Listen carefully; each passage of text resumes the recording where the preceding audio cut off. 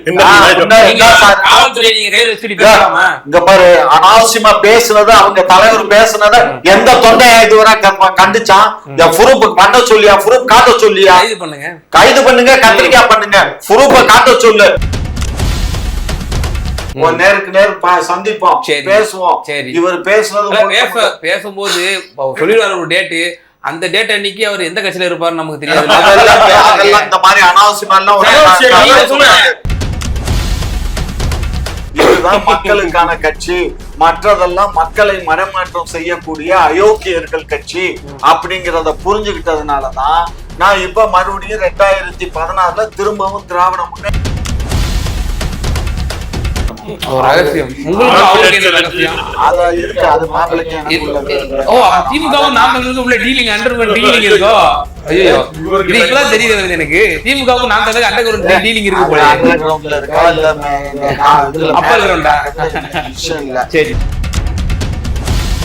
இந்தியாலேயே தமிழ்நாடு தனிச்சு விளங்குதுன்னா இந்த மாதிரி திராவிட போதை மாடல் இருந்தும் கொஞ்சம் நஞ்சம் இருக்கிற தமிழ்நாடுதான். ஜெயலலிதா இருக்கும்போது சொல்றேன், அன்னைக்கு சொல்லிருக்கணும், ஆட்சியில இருக்கும்போது சொல்லிருக்கணும். அன்னைக்கு கதவு கூட்டிட்டு உள்ள போய் உட்காந்து முச்சந்தில உட்காந்து தூங்கின ஆளுங்க இல்ல சார்.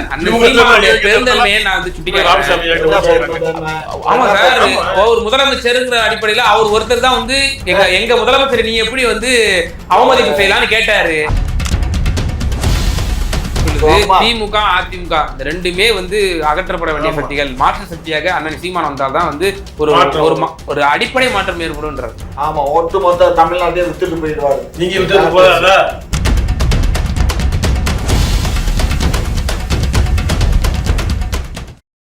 குக்கு செய்தி நேயர்களுக்கு அன்பு வணக்கம். இன்றைய சிறப்பு விவாத நிகழ்ச்சியில நம்மோடு இணைந்திருக்கும் சிறப்பு விருந்தினர்கள் நாம் தமிழர் கட்சியை சார்ந்த மரியாதைக்குரிய வெற்றி தமிழ் அவர்களும், மேலும் திமுகவை சேர்ந்த மரியாதைக்குரிய காமாட்சி ஐயா அவர்களும். இருவருக்கும் வணக்கம். வணக்கம்.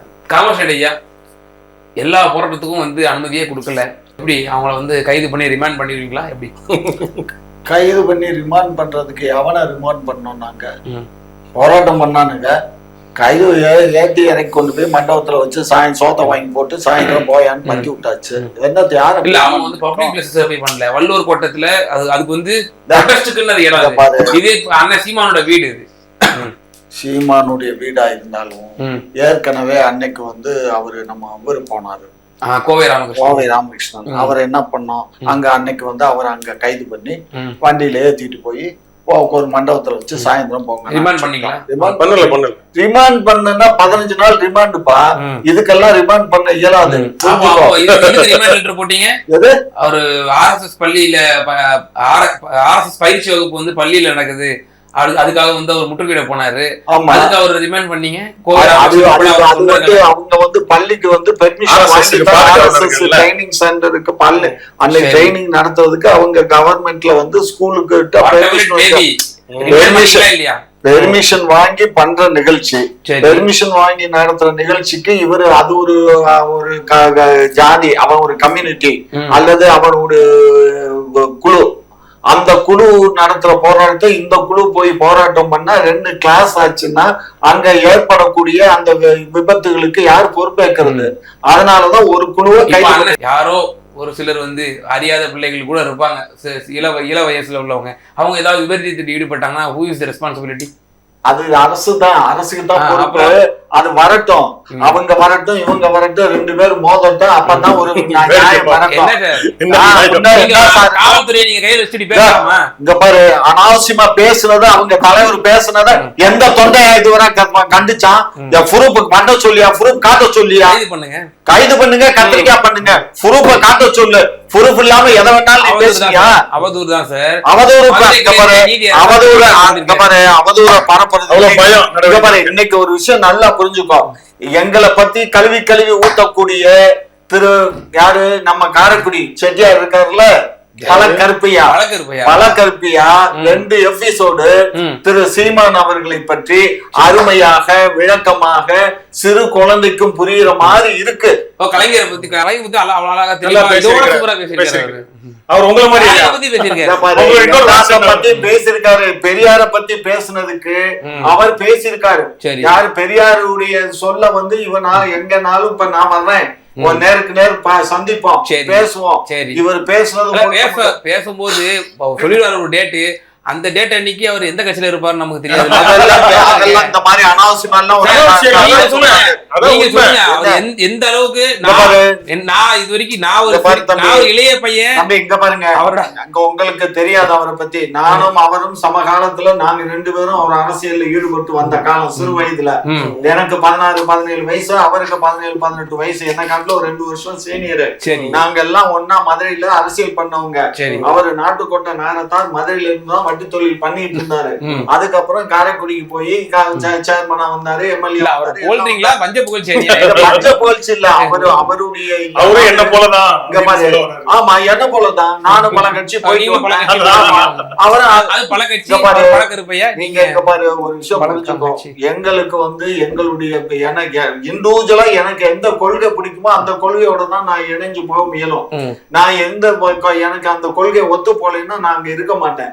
சர்வைவேல் ஆகாது. சர்வைவேல் ஆகாத கட்சியில இருந்து என்ன பண்ண, அதனால அந்த கட்சியை விட்டு வேற கட்சிக்கு போறேன். அந்த கட்சி சரியில்லைன்னு இன்னொரு கட்சிக்கு போறேன். நீங்க ஆரம்பத்துல இருந்தே 64ல இருந்தே பொலிட்டிக்ஸ்ல வந்து ஈடுபட்டிருக்கீங்க. 62ல இருந்து இந்திய எதிர்ப்பு போராட்டத்துல எல்லாம் நீங்க ஈடுபட்டு இருக்கீங்க. சோ அதன் பிறகு தேசிய கட்சிகள்லாம் நீங்க இருந்தீங்க இல்லையா? எல்லாத்தையும் அவங்க திராவிடங்கிற சித்தாந்தத்தை ஏத்துக்கிட்டாங்க பாரு. எல்லாத்தையும் போய் பார்த்த பின்னாடிதான் திராவிட முன்னேற்ற கழகம் தான் சரியான தமிழகத்துல இருக்கக்கூடிய மக்களுக்கு இதுதான் சேவை செய்யும், இதுதான் மக்களுக்கான கட்சி, மற்றதெல்லாம் மக்களை மடமாற்றம் செய்யக்கூடிய அயோக்கியர்கள் கட்சி அப்படிங்கறத புரிஞ்சுக்கிட்டதுனாலதான் நான் இப்ப மறுபடியும் 2016 திரும்பவும் திராவிட முன்னேற்ற கழகத்துல என்ன முத்தமிழ் அறிஞர் டாக்டர் கலைஞர் முன்னிலையில திரு தளபதியார் அவர்கள் முன்னிலையிலேயே நான் வந்து கட்சியில இணைஞ்சிட்டேன். புரியுதா? ஆகையினால நீங்க நினைக்கிற மாதிரி இல்ல. ஒவ்வொரு இதுலயும் வந்து பழக்கருப்பு. நான் எதுக்கு சொல்றேன், அருமையா பேசியிருக்காரு. போன ஆட்சியில பழக்கருப்பையா விரட்டி அடிச்சது இவங்க தான். அவங்க வீட்டுல கருத்துக்கள் தான் சார் முக்கியம். அடிச்சிங்களா இல்லையா? நாங்க அடிக்கலாங்கிறத பத்தி முக்கியம் இல்லைங்க. அவருடைய கருத்து இன்னைக்கு காலையில அவர் பேசின கருத்துக்கள் நாளைக்கு அவர் வேற பேசுவார். அவர் என்ன வேணாலும் பேசுறதுன்னு அப்படி எல்லாம் சொல்லக்கூடாது. அப்படி சொல்லக்கூடாது. இப்ப அண்ணன் வைகோ அவர்கள் அவர் கல்வி கற்றாலும் இங்க பாருங்க, அவரு கல்லூரியில போய் கல்வி கற்கலாம் இருக்கலாம். ஆனால் அவர் நிறைய புத்தகங்களை வாய்ச்சவர். அவர் வாய்ச்ச அளவுக்கு திரு மாப்பிள்ளை சீமான் அவர்கள் வாய்ச்சிருக்க மாட்டார். புரிஞ்சுக்கோங்க. அந்த அளவுக்கு அவர் பழக்கிருக்க. நான் எப்ப போனாலும் வீட்டுல புத்தகத்தை வச்சு திருப்பிட்டே இருப்பாரு. அவர் வீட்டுக்காரமா வச்சு காமாட்சி வந்திருக்கு அப்படின்பாரு. சோ அதை வாசிக்கிறத விட்டுட்டு அவர் பாட்டு அதை வாய்ச்சிட்டே சொல்லுவாரு. அந்த மாதிரி தான் வந்து என்னங்க அப்படின்னு என்கிட்ட பேசும். சோ அந்த அளவுக்கு வந்து கல்வியில அவர் ஆர்வம் உடையவர். புரிஞ்சுக்கோங்க. அதனால அவர் வந்து இதே அளவுக்குள்ள நீங்க திரு வைகோ அவர்கள் வைப்பீங்களா? அவர் ஹவு இன்டெலெக்சுவல் ஹி இஸ். இங்க பாரு, வைகோ வந்து பழக்கருப்பையா அதுல ஒண்ணும் மாற்று கருத்து இல்ல. ஆனால் அவர் சில நேரங்கள்ல எடுக்கக்கூடிய முடிவு தவறான முடிவா போகுது. அவர் கல்வி கற்ற காலத்துல இருந்து இப்ப இல்ல, அவருக்கும் எனக்கும் பிடிக்காம போனது அவர் கல்வி கற்ற காலத்துல இருந்து. நானு காமராஜ் காளிமுத்தெல்லாம் நாங்க ஒரு டீமா இருப்போம், அவர் ஒரு டீமா இருப்பாரு. அப்ப இருந்தே நாங்க அவரோட மோதிக்கிற வேண்டிய ஒரு சூழல் வந்துச்சு. சோ அதனால எனக்கு அவரை வந்து அவர் பெரிய இதுங்கிறதுல எனக்கு எந்த மாற்று கருத்து இல்ல. இன்றைக்கு தமிழகத்தில் இருக்கக்கூடிய வரல் விட்டு எண்ணக்கூடிய இதுல அவர் நம்பர் 1 தான் வருவாரு வைகோ. எந்த சப்ஜெக்ட் கொடுத்தாலும் பேசுவார், எந்த சப்ஜெக்ட் கொடுத்தாலும் பேசுவார். இலக்கியத்தை கொடுத்து தெரியாத பேசியிருக்கிறாரு. இது அதே சாதிக் பட்ச விவகாரம் 2G விவகாரம் கூட நல்ல எல்லாமே பேசுவாருன்னு நான் தான் சொல்றேன். இதுல இப்ப நீங்களே வந்து இப்ப வன்முறை தூண்டுற மாதிரி பேசுறீங்களே. இப்ப நான் கேட்டேன், இளமை ஒரு வாலிபரா யாரோ ஒரு உணர்ச்சி வசப்பட்டு ஏதாவது ஒரு விபரீதம் நடந்துச்சுன்னா என்ன பண்ணுவீங்க, யார் ரெஸ்பான்சிபிலிட்டி கேட்டேன். ஆமா நடக்கட்டும், அப்படி நடந்தாதான் வந்து இந்த அவங்களுக்கு வந்து ஒரு தீர்வு வரும் அப்படின்னு நீங்க சொல்றீங்க. இது வந்து சரியான ஒரு தர்க்கமா? ஆமையா, தர்க்கமானா சொல்றோம்.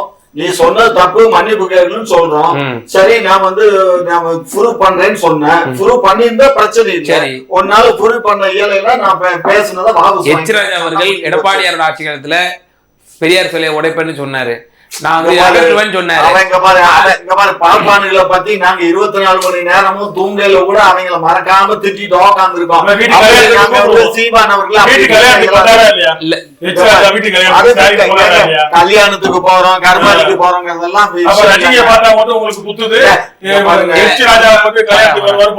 எச் ராஜா அவர்கள் இப்படியெல்லாம் பேசும்போது பெரிய வன்முறை வந்து பெரிய போராட்டங்கள் ஈடுபட்டது, நிறைய விஷயங்கள் வந்து சம்பிச்சிச்சு. அப்ப நம்ம என்ன சொன்னோம், இது அடிமை அரசு, எச் ராஜாவை கைது செய்யாது பாருங்க அப்படின்னு நம்ம சொன்னோம். எஸ்.வி. சேகர் பெண்களை இழிவுபடுத்தும், பத்திரிகைகளில் உள்ள பெண்களை இழிவுபடுத்தும் விதமா அவர் ஒரு ட்வீட் போட்டாருங்கிறதுக்காக என்னென்னலாம் நம்ம பேசணும். என்ன மன்னிப்பு கேட்டாரு? நீதிமன்றம் இப்ப தண்டிச்சிருக்கு. நம்ம திராவிட முன்னேற்ற கழகம் அப்போது எதிர்கட்சியாக என்ன சொன்னது, இவரை கைது செய்ய துப்பில்லாத பால் பாக்கெட்டை சப்ளை பண்ண போகுது. அவர் ஒரு ட்வீட் போட்டிருந்தாரு, அது பால் பாக்கெட்டுக்கு அவர் அது சரியில்லை தெரிஞ்சிருச்சுன்னு சொல்லிட்டாரு போல. மேபி அது வந்து ஓடோடி போய் வந்து டெலிவரி பண்ணுது இந்த எடப்பாடி அரசு, அந்த அளவுக்கு அடிமை அரசு அப்படின்னு சொன்னோம். நம்ம இப்போ சீமான் அவர்கள் ஒரு கருத்தை முன் வச்சிருக்காரு, அது நம்ம அவதூறுன்னு சொல்லி இப்போ நீங்க உங்க தரப்புல ஒரு வாதம் வைக்கிறீங்க. நீதிமன்றம் சொல்லியிருக்கு இந்த மாதிரி ஒரு இது பதட்டமான ஏற்படுத்தக்கூடிய சூழல், முடிஞ்சா கைது பண்ணுங்க. அதான் கேட்கறோம். கைது பண்ணுங்க, பயமாவது கத்துக்கிட்டாவது. கைது பண்றது வந்து தீர்வாகாது கண்ணு. ஒருத்தருக்கு அறிவு உகட்டுறதுதான் தீர்வாகுமே தவிர அவரை வந்து கைது பண்ணி அவரை சிறையில் அடிச்சோம்னா அப்ப அவர் சொன்ன வார்த்தை சரின்னு ஆயிடுமா இல்லையா? ஆமா, அவரை கைது பண்ணா அது அப்படிதான் வரும். அது கைது பண்ணாம அவரை இங்க விட்டு அவரை முச்சந்தி அவரை பேசி அவரை உழுக்கணும். அவர் யாரு இந்த மாதிரி கண்ணு, அவர் எதுக்காக பேசுறாரு, ஏன் பேசுறாருங்கிறது எனக்கு தெரியும். நான் பொது வழியில பேச விரும்பல. சில விஷயங்கள் இதெல்லாம் ரகசியம் காக்கணும். அத இருக்கு, அது மாப்பிள்ளைக்கு எனக்கு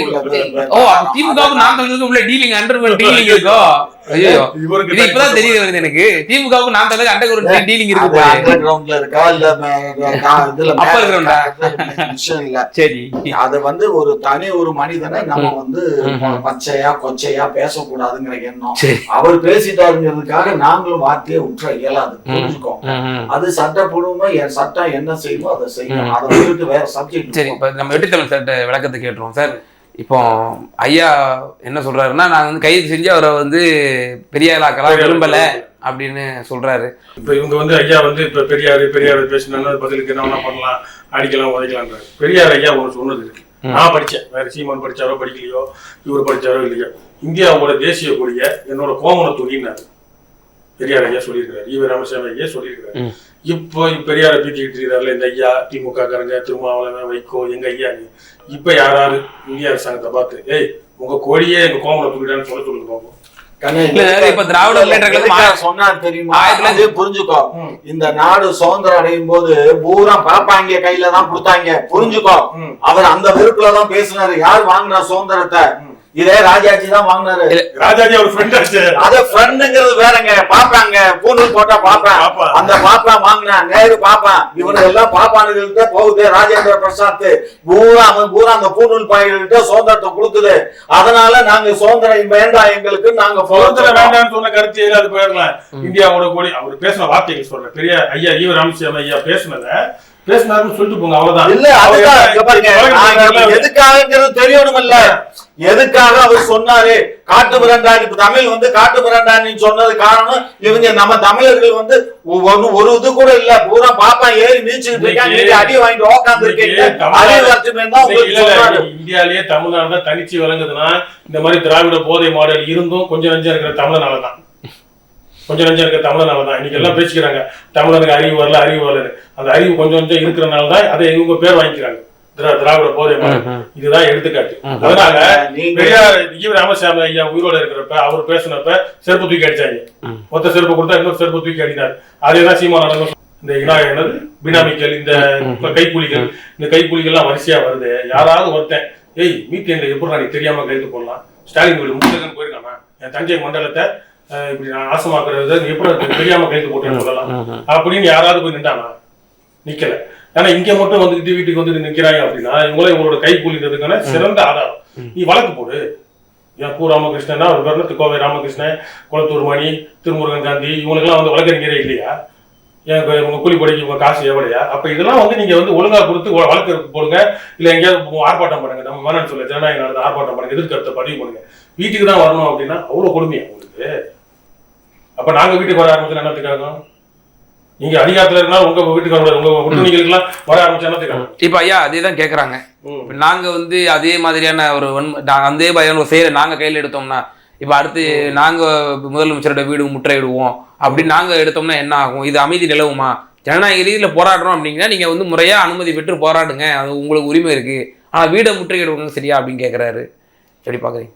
அதெல்லாம் பேசும்போது இன்னொரு வார்த்தையை குறிப்பிட்டு சொல்றாரு அவர்கள், திராவிட போதை மாடல் அப்படின்றாரு. அதான் உண்மை. இங்க பாரு, இது வந்து ஏன் அன்னைக்கு ஜெயலலிதா இருக்கும்போது சொல்றது, ஜெயலலிதா சேர்த்துதான் சொல்றேன். உங்களால அன்னைக்கு சொல்லியிருக்கணும், அந்த அம்மா ஆட்சியில இருக்கும்போது சொல்லியிருக்கணும். அன்னைக்கு கதவு கூட்டிட்டு உள்ள போய் உட்காந்து முச்சந்தில உட்காந்து தூங்கின ஆளுங்க. இல்ல அம்மையா ஜெயலலிதாவுக்கு எதிராக தானே 1.1% அவர் வாக்கு வாங்கினாரு.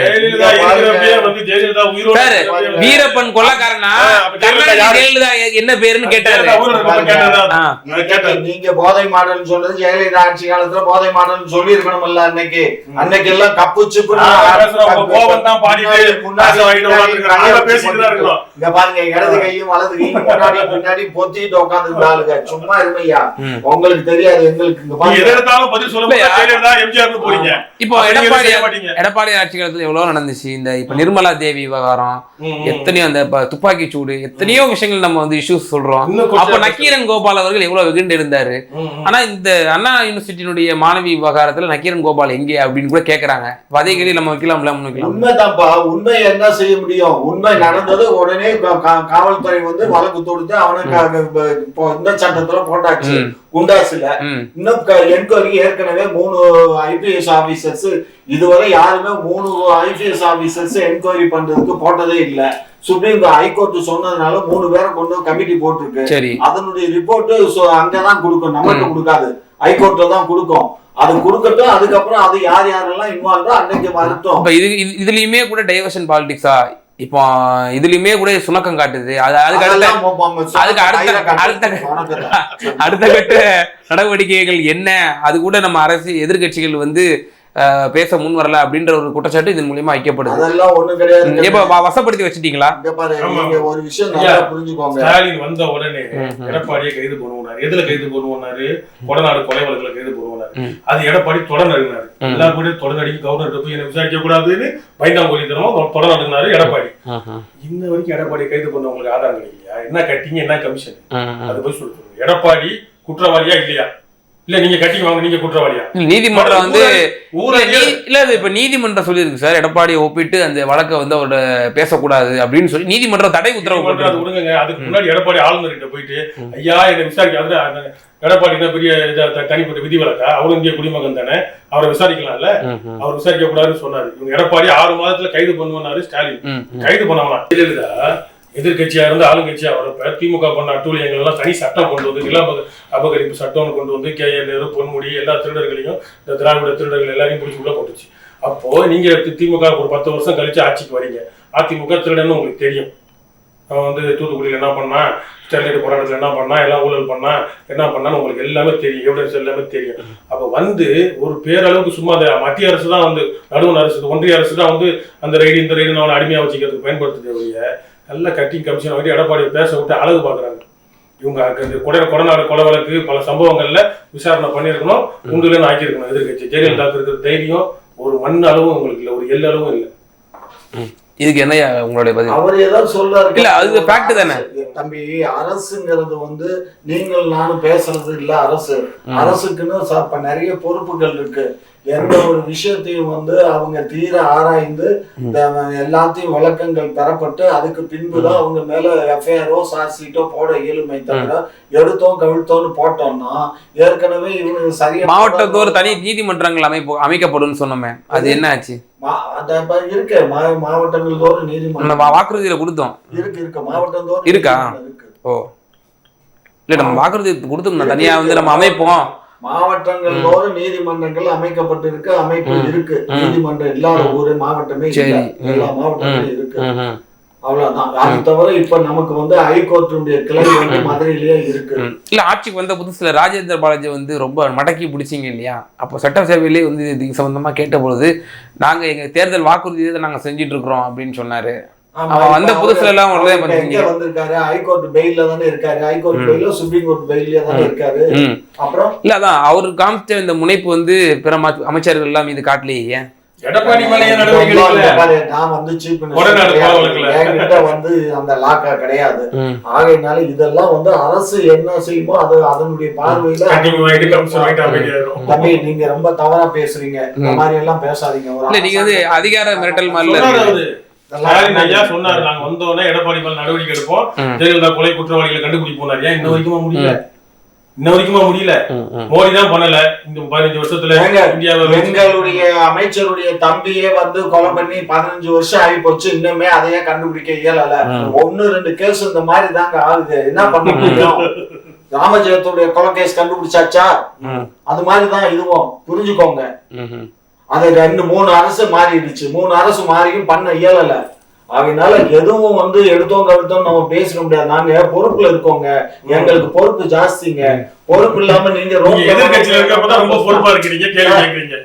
இருக்கவங்க நாங்க சீட்ல உட்கார்ந்து இருக்கும் போது நாங்க அப்படி பேச இயலாது. நாங்க பார்த்து தான். இப்போ இந்த முற்றுகை போராட்டம் கூட திமுக தான் திட்டமிட்டு இவர்கள் எல்லாம் தூண்டி விட்டுருக்கு அப்படின்ற ஒரு குற்றச்சாட்டு வைக்கப்படுது. அப்படி எல்லாம் கிடையாது. நாங்க அந்த மாதிரி பண்ண வேண்டிய அவசியம் இல்லை. அப்படி பண்றதுதான் திமுக நேரடியா இறங்கி பண்ணிட்டு போறோம். இல்ல திமுக எப்பவுமே சீமானவர்களை கில்லிங் இன் சைலன்ஸ் தானே பண்ணுது. அப்படி எல்லாம் கிடையாது. என்ன சீமானுக்கு எங்களுக்கு என்ன குடுக்கல் வாங்கல் இருக்கா? பொண்ணு கொடுத்தோமா, பொண்ணு வாங்கணுமா, இல்ல பணம் கொடுத்தோமா, பணம் வாங்கணுமா, என்ன இருக்கு அவருக்கு எங்களுக்கு? அவர் ஒரு அரசியல் கட்சி தலைவர், நாங்க ஒரு அரசியல் கட்சி, அவ்வளவுதான். அமைச்சர் 3 வேளை சோறு நல்லா தின்னுட்டு வாங்கி வந்ததை பேசுற அரசு பகுதியில் இன்னைக்காவது சாலை இறங்கி போராடிக்கிறாங்க. நாம் தமிழர் ஏன் போராடல? அரசுக்காரன் வரான், நீங்க என்ன பண்றீங்கன்னு கேக்குறீங்களே.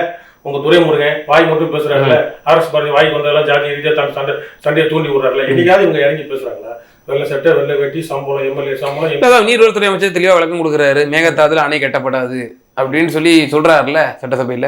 இல்லங்க, ஏதாவது சாலை காவிரி மாதிரி இஷ்யூ மட்டும் சொல்லல, வேற ஏதாவது நடுவண் அரசு ஒன்றிய அரசுக்கு எதிராக போராட்டத்துல நாம் தமிழர் போராடுது, எல்லா கட்சியும் போராடுது, திமுக கூட அப்படியே போராட்டம் பண்ணாலும் நீங்க இத்தனை பேர் எவ்வளவு சம்பளம் வாங்க, எவ்வளவு நாள் அமைச்சருங்க நீங்க, மந்திரி நீங்க சாலை இறங்கி போராடுற வலிமை எவ்வளவு பெருசா இருக்கும்?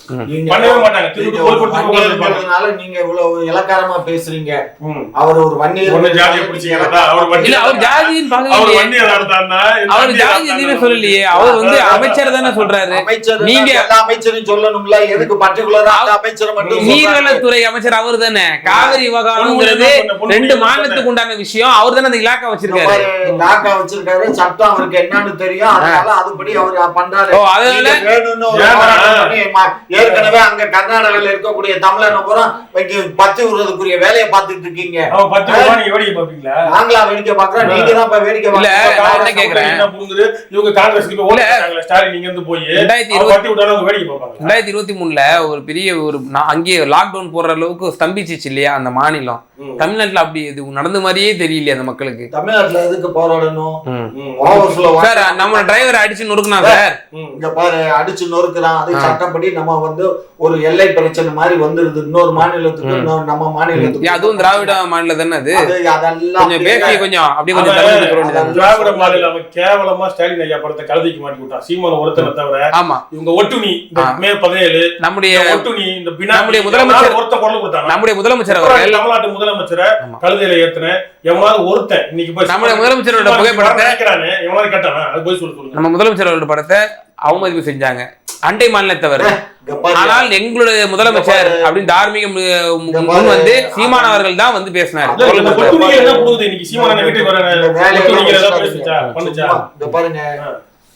இல்ல சார், இப்ப நான் உங்கள்ட்ட ஒரு ஒப்பீடு கேக்குறேன் சார். அப்படி எல்லாம் பேச இல்ல காமச்சையா தலைவர்களை பார்த்து ஒட்டுண்ணி கத்திரிக்காய் இல்ல காமச்சையா, இப்ப சீமான் அவர்கள் பாருங்க, நீங்க எதிர் உங்களுக்கு நேர் எதிரியா இருக்கக்கூடிய சீமான் அவர்கள் உங்க முதலமைச்சருடைய புகைப்படம் அங்க வந்து அவமதிக்கப்படுறதுனால அவர் பேரு அவருங்கிறதுக்காக அவர் எங்களை எடுத்துக்கிட்டு பண்றாரு.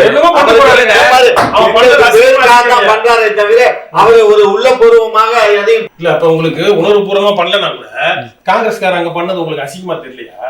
எப்படி ஒரு இந்திய நாட்டுல ஒரு ஜனநாயக நாட்டுல ஒரு மாநிலத்தோட முதலமைச்சர் எப்படி அசிங்கப்படுத்துவீங்கன்னு பாஜகவும் கேட்கல, மானம் கட்டு போய் ஓட்டு கேட்கறாங்க காங்கிரஸுக்கு. இல்லையா இப்போ நம்முடைய முதலமைச்சருடைய அங்கே வந்து அவமதிப்பு செய்கிறாங்க.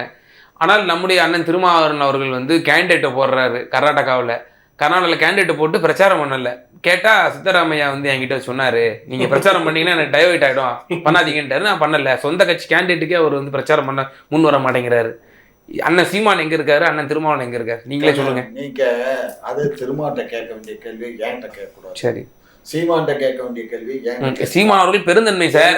உங்க முதலமைச்சர் வந்து நான் அதுக்கு பதில் இல்ல. அதான் சார், அதை விட்டு அடுத்த கட்சி வந்து இல்ல செய்யற அயோக்கியத்தனத்தை ஏன்ட்ட கேட்க இல்ல சார். அந்த சீமானுடைய பெருந்தன்மையை நான் வந்து சுட்டிக்காட்டுறேன். ஆமா சார், ஒரு முதலமைச்சருங்கிற அடிப்படையில அவர் ஒருத்தர் தான் வந்து எங்க முதலமைச்சர் நீ எப்படி வந்து அவமதிப்பு செய்யலாம்னு கேட்டாரு. அவர் கேட்டாரு. உங்க கூட்டணி கட்சியினர் யாராவது எதிர்த்து கேள்வி கேட்டாங்களா? வீட்டுக்கு போறவங்க கேட்கறாங்க. அவர் எதுக்காக கேட்டாரு? அவர் தனி அரசியல் பண்றாரு. இந்த அரசியல் கூட உங்க கூட்டணி கட்சி தலைவர் கூட பண்ணலையே. பண்ணலைங்கிறதுனால எல்லாரையும் தவறு சொல்ல இயலுமா? ஆமா, அப்படி எல்லாம் என்ன சார், ஒரு அண்டை மாநிலத்துல நம்முடைய முதலமைச்சரை ஒரு கொச்சைப்படுத்தி இதே ஒரு எடுத்துக்காட்டு சொல்லிடுறேன். இவங்க அண்டை மாநிலத்துக்கிட்ட காங்கிரஸ் கூட்டணி ஒவ்வொரு அம்மை அது திரும்ப அண்ணன் இவங்க எல்லாம் பீச்சிக்கு தெரியுறாங்க. ஜெயலலிதா அவர்கள் முதலமைச்சராக இருக்கிறப்ப இங்க சிங்களவர்கள் மீது நடவடிக்கை ஜெயலலிதா எடுத்தப்போ என்ன பண்ணான்னா, சிங்கள பத்திரிகையில ஜெயலலிதா வந்து அந்த கவுனை தூக்கிக்கிட்டு காலை அகட்டிட்டு மன்மோகன் சிங் எட்டி பாக்குற மாதிரி ஒரு கார்ட்டூன் போட்டான். அதை கண்டிச்சு நாங்க மூலக்கூட்டத்துல ஒரு திருமண கூட்டத்துல பேசுறப்ப கூட ஐஎஸ் வந்து இதை கண்டுக்காதீங்க, அம்மா பாத்துக்கிறேன்னு சொன்னாங்கன்னு சொன்னாங்க. அதனால சொரணம் வந்துச்சோ இல்லை வேற முன்னாடியே ஏதாவது பிரச்சனைன்னு தெரியல. ஜெயலலிதா தனிப்பட்ட ரீதியாக தமிழ்நாட்டில் சிங்கள பொருட்களுக்கு தடை விதிச்சாங்க, சிங்கள விளையாட்டு வீரர்கள் இங்கே வரக்கூடாதுன்னு போட்டாங்க. சொரணம் இருக்குல்ல, என்னையாடா நீ எப்படி போடுற சூடு சொரணம் இருக்குல்ல, சூடு சொரணம் இல்லாத அந்த போதை மாடலை நம்ம ஒன்றும் பண்ண முடியாது. இல்லையா, நீங்களே சொல்றீங்க காங்கிரஸ் வந்து எங்களுக்கு எக்ஸ்ட்ரா லக்கேஜ் அது 10 சீட்டு கொடுத்து நாங்க தான் வந்து எங்களோட காரியகர்த்தாக்கள் தான் அந்த தொகுதியில போய் ஒர்க் பண்ண வேண்டியது இருக்கு, நாங்க தான் வந்து எல்லாம் செலவு பண்ண வேண்டியது இருக்கு. சார் காங்கிரஸ் போட்டும்பா சாமியா அப்படின்னு நீங்களே பல டிபேட்ல என்கிட்ட பதிவு நட்பு கேடாய் முடியும்னாரு. 2 கூட கேடாய் முடியும் சொல்லி 2011 சட்டமன்ற தேர்தலில் சொன்னாரு. 14 நாடாளுமன்ற தேர்தலில் குறிப்பிட்டதை நம்ம பார்க்கறோம். 2014 நாடாளுமன்ற தேர்தலில் அப்போ கூட நட்பு கேடாய் முடிந்ததா இருக்கட்டும். நீங்களே சொல்றீங்க அது எக்ஸ்ட்ரா லக்கேஜ்ன்ட்டு. ஏன் வந்து அண்டை மாநிலத்துல நம்ம பயப்படுறோம்? அந்த அரசை பார்த்து, கர்நாடக அரசை பார்த்து யாரை பார்த்தும் பயம் இல்லை. எங்களுக்கு படியில கனமும் இல்லை, வழியில பயமும் இல்லை. ஒவ்வொரு அந்த அரசு ஒன்றும் செய்யல. அங்க இருக்கக்கூடிய சில அயோக்கியர்கள் அவனுகள் வந்து பண்றான். ஓ, அப்ப அந்த அரசனுடைய பந்து மாநிலம் முழுக்க பந்து அந்த இதுக்காக அரசே முன்னிருந்து பண்ணுது அந்த தண்ணி தரக்கூடாதுன்ட்டு. வட்டல் நாகராஜுங்கிற அந்த அயோக்கிய நாய், அந்த வட்டல் நாகராஜ் பண்ற வேலை தான் அங்க. சரி, வாட்டல் நாகராஜ் பண்ற வேலை தான் அது. சோ அதனால அந்த திருடனுக்கு எல்லாம் அடிபடி திருடன் அங்க இருக்க சித்தராமையா கைது பண்ண முடியாது. அதை கைது பண்ணல. இங்க எப்படி சீமானை நாங்க கைது பண்ணல, அது மாதிரி பண்ணிருக்கீங்களே, உங்க தாத்தா பண்ணிருக்காரு. நாங்க பண்ணி என்ன எத்தனை நாள் வச்சிருந்தோம், பண்ணிதான் பாருங்களேன். அப்போ நம்முடைய திராவிட மாடல் ஆட்சி இந்த அண்டை மாநிலத்துல மாநில சுயாட்சி வந்து நிலைநாட்டுச்சா? எப்படி வந்து நம்ம எப்படி வந்து உத்தரவாதம் தர முடியும்? எங்களுக்கு எது சரின்னு படுதோ அதைத்தான் நாங்க ஆட்சி உங்கள் என்றால் என்ன டெபினிஷன் அதான் கேக்குறாரு. இங்க பாரு, எங்க அரசுக்கு எங்க கட்சிக்கு என்ன தோணுதோ அதைத்தான் நாங்க செய்ய இயலும். பெருவாரியான மக்கள் எங்களுக்கு வாக்களிச்சிருக்காங்க. அந்த மக்களுடைய பாதுகாப்பு தான் எங்களுக்கு முக்கியம். அதனால எங்களுக்கு சுய கௌரவத்தை காட்டிலும் மக்களுடைய கௌரவம் தான். மக்களோட பாதுகாப்பு முக்கியம் தான். பாதுகாப்பை பத்தி தானே பேசிட்டு இருக்கோம். பாதுகாப்பு தான் நாங்க கேள்விக்குறியா இருக்கு. கேள்விக்குரிய நீங்களா சொன்னா போதுமா? ஆதாரம் இருக்கு. கோடி மக்கள் வாழ்ற இடத்துல ஒரு 2 இடத்துல நடந்துச்சுன்னா அன்றாடம் நடக்குது. உங்க ஊடகம் மறைச்சு எல்லாமே நடக்குது. இல்ல நம்ம சொன்னாரு கொலை, கொள்ளை, கற்பழிப்பு, சங்கிலி பருப்பு, தாலி அறுப்புன்னு சொன்னாரு நம்முடைய அப்போதைய எதிர்கட்சி தலைவர், இப்போதைய மாண்புமிகு முதலமைச்சர். சொல்லதான் செய்வோம். நாங்க எதிர்கட்சியா இருக்கல பேசாம அப்படின்னு வாய் போட்டுட்டு உட்காந்துருப்போம். அதாவது எடப்பாடி என்ன பேசாம சும்மா இல்லையா? எடப்பாடி பேசலையா? சீமான் பேசலையா? இப்ப இவரு உட்காந்துட்டு பேசலையா? எல்லாரும் பேசதான் செய்வாங்க. அப்ப நாங்க பேசுவோம். நாம் தமிழர் என்ன சொல்லுது, திமுக அதிமுக இந்த ரெண்டுமே வந்து அகற்றப்பட வேண்டிய சக்திகள், மாற்று சக்தியாக அண்ணன் சீமான் வந்தால்தான் வந்து ஒரு அடிப்படை மாற்றம் ஏற்படும். ஆமா, ஒட்டுமொத்த தமிழ்நாட்டையே வித்துட்டு போயிடுவாரு. நீங்க வித்தது போதாதா? நீங்க வித்தது போதாதா? அவர் வந்து கனிம வள கொள்ளை எல்லாம் வந்து நடக்காது சார் அவர் ஆட்சியில. அவர் ஆட்சியில ஒரு சும்மா இந்த பாரு கண்ணு, நீங்க வந்து ரொம்ப தவறா பேசுறீங்க. கனிம வளங்கள் இல்லைன்னா கல்லு இல்லாம மண் இல்லாம வீடு கட்ட நமக்கு மட்டும் வச்சுப்போம். கொடுக்க மாட்டோம். கையில விக்கிறது அவனை எல்லாம் கேரளால இருந்து கழிவு வராது உள்ள. இத்தனை வருஷமா வந்து கொட்டுறான். இப்ப ஒரு நடவடிக்கை மட்டும் எடுத்திருக்காங்க. கனிம வளம் இப்ப இங்க இருந்து அங்க கடத்துறதுனாலதான் உங்க கட்சிக்கு அந்த மாவட்டங்கள்ல நல்ல காசு புலங்குது. அவங்கள்ட்ட கட்டிங்ஸ் வாங்குறீங்க. அப்புறம் என்ன நீங்க வாங்குறது?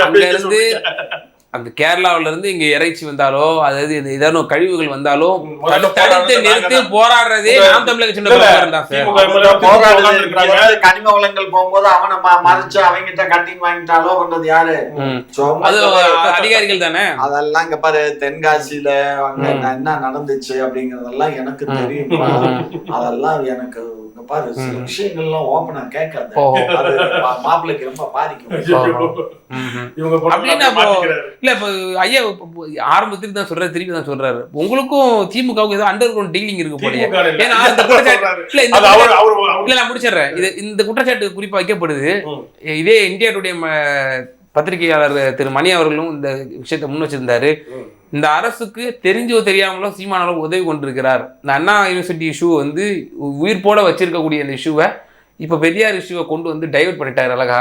அப்போ இது வந்து கண்டிப்பா ஒரு இது இருக்கும், கண்டிப்பா டைவர்ஷன் பாலிடிக்ஸ் இருக்கு அப்படின்னு உங்கள் மீது குற்றச்சாட்டு வைக்கப்படுது. டைவர்ட்னு கிடையாது, டைவர்ட் பண்ணணும்னு நினைக்கலாம். அப்படி ஒரு பார்வையை பார்க்கலாம். இந்த பத்திரிகையாளர் பார்த்த பார்வை சரியா கூட இருக்கலாம். என்ன காரணம்னு பாத்தீங்கன்னா, இப்ப இந்த கற்பழிப்பு சம்பவம் பெருசா நடக்குதுன்னு வரிசையா வருது. எது கேட்டாலும் பதில் இல்ல, பெரியார் ஒழிக்கிறாங்க. அப்ப இங்க அடிச்சாதான் அடுத்து எதுவும் சம்பவம் நடக்கக்கூடாது, இவங்க போய் ஒழியக்கூடாது, ஒழியாம இருக்கணும், பதில் கொடுக்கணும்ன்றதுக்காக தான் இங்க பெரியாரை பிடிச்சிருக்கு. பெரியார்னா ஈவராமசாமி ஐயாவை அவரை உயிரோடு இருந்து அவரை அடிக்க போறேன், அதெல்லாம் உனக்கு அவருக்கான மரியாதை இருக்கு. அவர் பேசின வார்த்தைகளே இவ்வளவு பேசுறீங்க, அவர்கிட்ட போய் ஒழிச்சுக்கிட்டு அவரை புரிதல் வளர்ற அவர் செஞ்சதை மட்டும் சொல்லு, செய்யாததை ஏன் சொல்றேன்னு கேட்கணும். சரி, ஓகே. பல்வேறு விவகாரங்கள்ல எங்க நேரில் ரொம்ப தெளிவாக